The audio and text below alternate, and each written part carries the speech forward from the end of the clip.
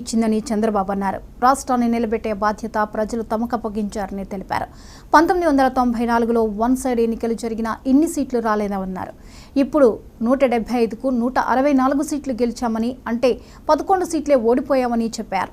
93% striking rate ఉందని, దేశ చరిత్రలోనే ఇది అరుదైన విజయమని ఆనందం వ్యక్తం చేశారు. తప్పు చేసిన వారిని వదిలిపెట్టబోనని వార్నింగ్ ఇచ్చారు. తప్పు చేసిన వాళ్లకు చట్టపరంగా శిక్ష పడాల్సిన అవసరం ఉందన్నారు. ఆంధ్రప్రదేశ్కు అమరావతి రాజధానిగా ఉంటుందని చంద్రబాబు స్పష్టం చేశారు. విశాఖను ఆర్థిక ఆధునిక నగరంగా తయారు చేసుకుందామని పిలుపునిచ్చారు. అలాంటి దుర్మార్గమైన కార్యక్రమాలు జరిగాయి. ఇవన్నీ కూడా గుర్తు చేసుకుంటూనే కక్షపూరిత రాజకీయాలు కాకుండా కన్స్ట్రక్టివ్ పాలిటిక్స్ కి మనం ముందుకు పోవాల్సిన అవసరం ఉంది.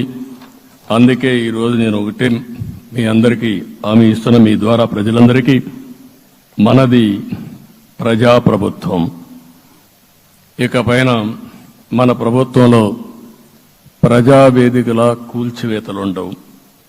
3 రాజధానులంటూ రాష్ట్ర భవిష్యత్తు ఆటలాడే పరిస్థితి ఉండదు. మన రాజధాని అమరావతి, అమరావతి రాజధాని. విశాఖపట్నం ఆర్థిక రాజధానిగా, ఒక ప్రత్యేకమైన సిటీగా, ఆధునికమైన నగరంగా తయారు చేసుకుందాం. దాన్ని ఎప్పుడు కూడా నేను కంబైన్డ్ ఆంధ్రప్రదేశ్ కూడా గుర్తుపెట్టుకున్నాను.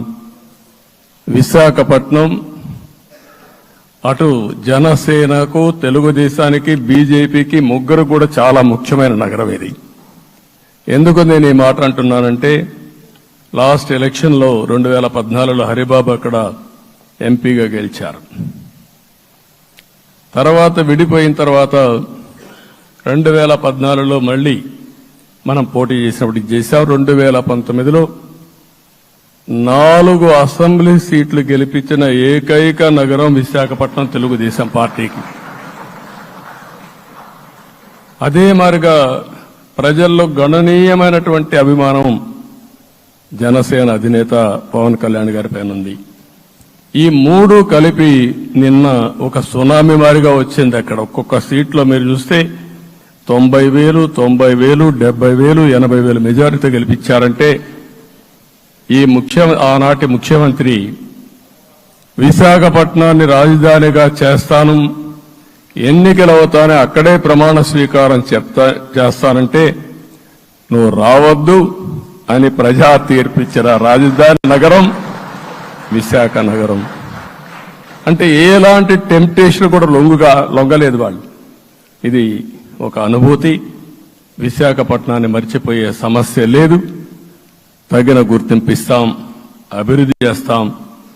ఇంకొక పక్క కర్నూలుని కూడా ఇదే మాదిరిగా చెప్పి కర్నూలుని జ్యుడిషియల్ క్యాపిటల్గా చేస్తామని కడాని ఏమీ చేయకుండా వదిలిపెట్టినటువంటి వ్యక్తి.